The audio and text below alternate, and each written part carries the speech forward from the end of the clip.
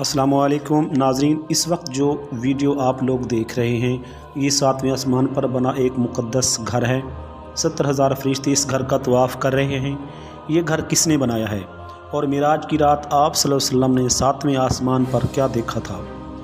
آپ کو اس ویڈیو میں بیت المعمور اب ایک تمام حقیقت بتائیں گے۔ جب حضرت آدم علیہ السلام اس زمین پر تشریف لائے تو اللہ کے حضور میں ایک سوال کیا کہ اے پروردگار، یہاں تو نہ میں فرشتوں کی تسبیح سن سکتا ہوں اور نہ ہی کوئی ایسی جگہ دیکھتا ہوں جہاں میں تیری عبادت کروں۔ اللہ کی طرف سے یہ جواب آیا کہ جس طرح آپ نے 7ویں آسمان پر بیت المعمور کو دیکھا ہے جس کے گرد فرشتے طواف کرتے ہیں، تو ہم تجھے ایک جگہ بتاتے ہیں، وہاں کعبہ کی تعمیر کرو اور اس کے گرد طواف کرو اور وہاں نماز ادا کرو۔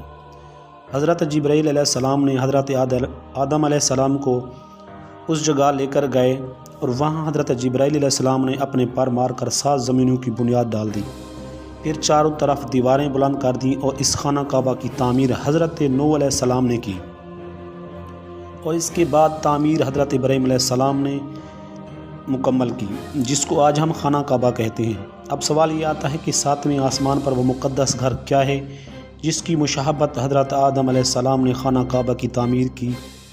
بیت المعمور کے معنی آباد گھر ہیں۔ یہ فرشتوں کا کعبہ ہے جو 7ویں آسمان پر کعبہ کے عین اوپر ہے۔ فرشتوں کے اس گھر کا طواف کرتے ہیں، فرشتے اس گھر کا طواف کرتے ہیں۔ بیت المعمور زمین اور اس کی پیدائش سے 50,000 سال پہلے تخلیق کیا گیا ہے۔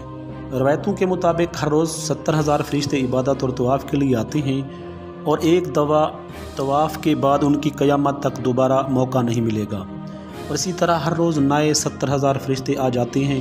حدیث مبارکہ میں ہے کہ جب آپ معراج کی رات آسمان کے سفر پر گئے تو آپ کا گزر بیت المعمور کے پاس سے ہوا، تو آپ صلی اللہ علیہ وسلم نے دیکھا کہ ایک حضرت ابراہیم علیہ السلام بیت المعمور کے ساتھ ٹیک لگا کر بیٹھے تھے۔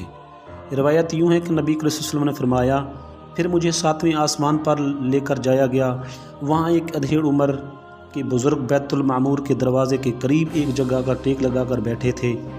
ان کی شکل نبی کریم صلی اللہ علیہ وسلم کے مشابہت تھی۔ آپ صلی اللہ علیہ وسلم نے دریافت کیا کہ یہ کون ہیں؟ حضرت جبرائیل علیہ السلام نے عرض کیا کہ یہ آپ کے باپ حضرت ابراہیم ہیں۔ ابن ابی حاتم کی روایت کے مطابق رسول صلی اللہ علیہ وسلم نے آسمان میں ایک گھر ہے جس سے بیت المعمور کہتے ہیں، جو کعبہ کی سمت میں ہے۔ 4تھے آسمان پر ایک نہر ہے جس کا نام نہر حوان ہے۔ حضرت جبرائیل علیہ السلام ہر روز اس میں غوطہ لگاتے ہیں اور اس سے باہر نکل کر جب آتے ہیں اور اپنے بدن کو جھاڑتے ہیں جس سے 70,000 قطرے جھڑتے ہیں۔ ایک ایک قطرے سے اللہ تعالیٰ ایک ایک فرشتہ پیدا کرتا ہے جنہیں حکم ہوتا ہے کہ وہ بیت المعمور میں جائیں اور نماز ادا کریں۔ ان فرشتوں کا ایک سردار ہوتا ہے جس کا حکم ہوتا ہے کہ ان کو کسی ایک جگہ کھڑا کر دیا جائے، پھر وہ اللہ کی تسبیح بیان کرنے لگ جائیں۔ روایتوں کے مطابق معراج کی رات بیت المقدس میں تمام انبیاء کرام اور مرسلین نے نماز پڑھی۔ بیت المعمور میں تمام انبیاء اور پچھلی امتوں کے ایمان والوں نے نبی کریم صلی اللہ علیہ وسلم کی امامت میں نماز ادا کی۔ جب نبی کریم صلی اللہ علیہ وسلم نے بیت المعمور کے قریب گئے تو وہاں کچھ فرشتوں کو دیکھا کہ کچھ رکوع میں تھے، کچھ قیام میں تھے اور کچھ سجدے میں گرے ہوئے تھے۔ آپ صلی اللہ علیہ وسلم نے حضرت جبرائیل علیہ السلام سے دریافت کیا کہ یہ کیا کر رہے ہیں؟ حضرت جبرائیل علیہ السلام نے بتایا کہ یہ نماز ادا کر رہے ہیں، اور جو فرشتہ جس انداز میں ہے وہ قیامت تک ایسے ہی رہے گا۔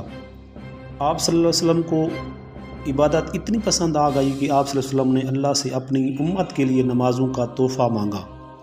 اللہ نے اہل ایمان پر رحم کیا اور ایسی نماز عطا کی کہ جسے ہم تمام عبادتوں کا مجموعہ تھا، یعنی ہم ایک ہی نماز میں رکوع، قیام اور سجدے کرتے ہیں۔ سورۃ طور میں اللہ پاک نے اس مقدس گھر کا ذکر کچھ یوں کیا ہے کہ قسم ہے طور کی اور اس کتاب کی جو کہ لکھی گئی ہے کشادہ ورقوں میں، اور بیت المعمور یعنی اس آباد گھر کی قسم ہے، اور اونچی چھت کی اور جوش مارتے ہوئے سمندر کی۔ بے شک آپ کے رب کا عذاب واقع ہو کر رہے گا۔ بے شک اللہ نے اس کائنات کے نظام میں ہمارے لیے توحید کے پیغام کو کھول کے رکھ دیا ہے۔ انسان کی زندگی کا بھی ایک مرکز ہونا چاہیے جس کی اصولوں کا اس کو پابند ہونا چاہیے۔ وہ مرکز اللہ کی ذات ہے۔ جس کے گرد گھوم کر اس کی اطاعت میں رہے۔ اللہ پاک کی اطاعت کر کے ہم فلاح پا سکتے ہیں۔ اللہ تعالی ہم تمام مسلمانوں کو 5 وقت نماز پڑھنے کی توفیق عطا فرمائے اور نیک عمل کرنے کی توفیق عطا فرمائے۔ میرے دوستو، اگر میری ویڈیو آپ کو اچھی لگی ہے تو آپ میرے چینل کو ضرور سبسکرائب کریں اور کمنٹس کر کے ضرور بتائیں کہ ہماری ویڈیو آپ کو کیسے لگی۔ والسلام۔